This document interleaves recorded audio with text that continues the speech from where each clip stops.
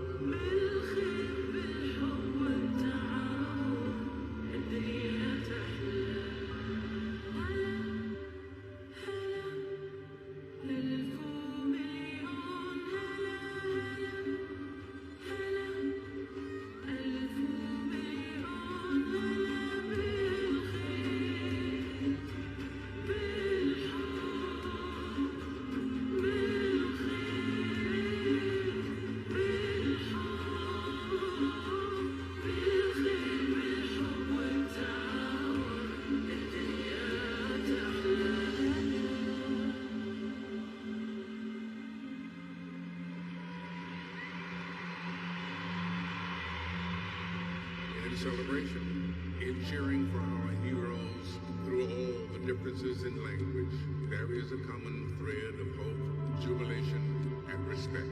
We may or may not understand the words, but in the deepest part of us, we must understand and appreciate the emotions that connect us all.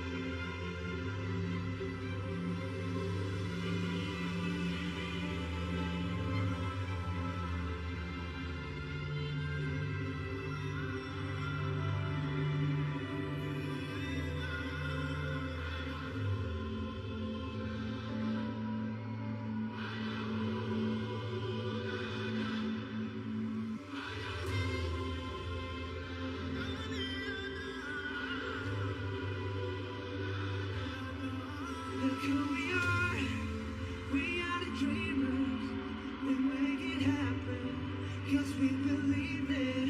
Look who we are. We are the dreamers.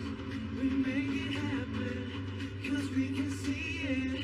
Here's to the ones that keep the passion. Respect. Oh yeah. Here's to the ones that can imagine. Respect. Oh yeah.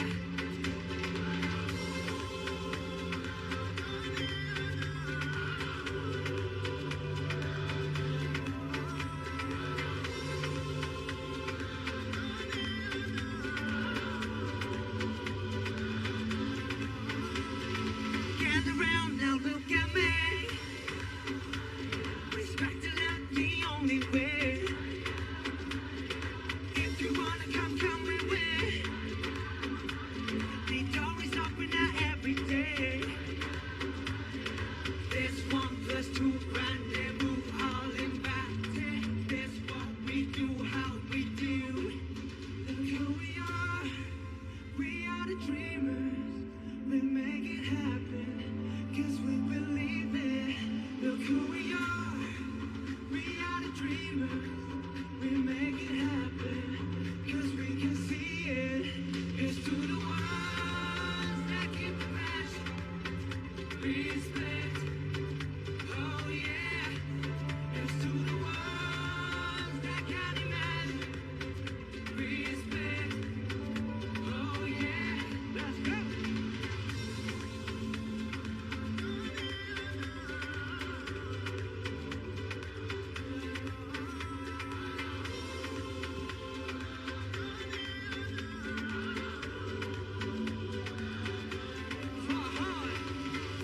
إن يكون العالم أحلى ونعيش بحب.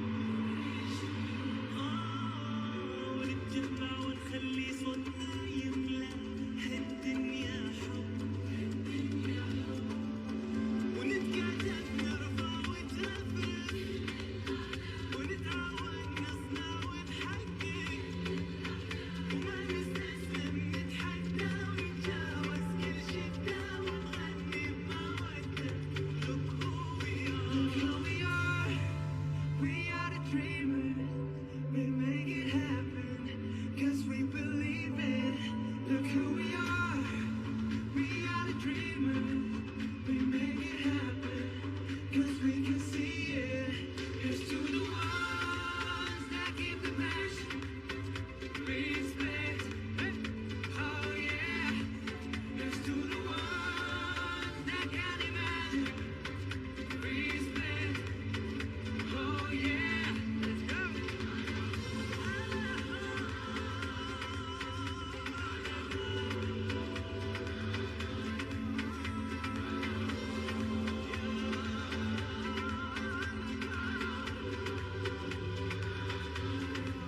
Look who we are.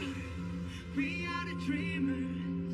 We make it happen, 'cause we believe it.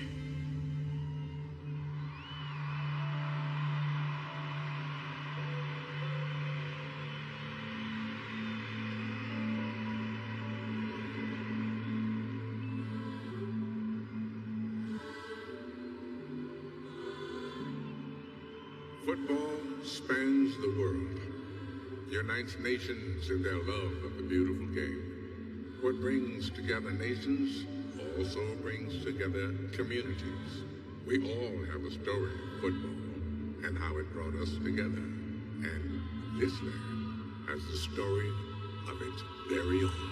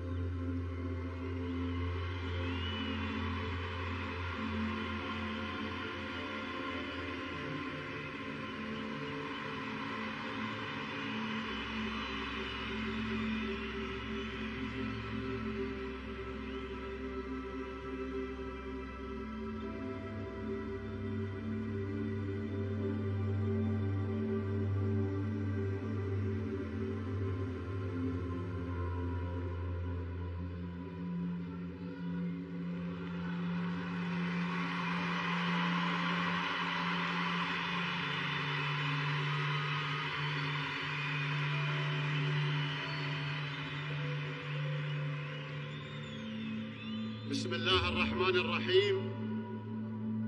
من قطر، من بلاد العرب، أرحب بالجميع في بطولة كأس العالم 2022.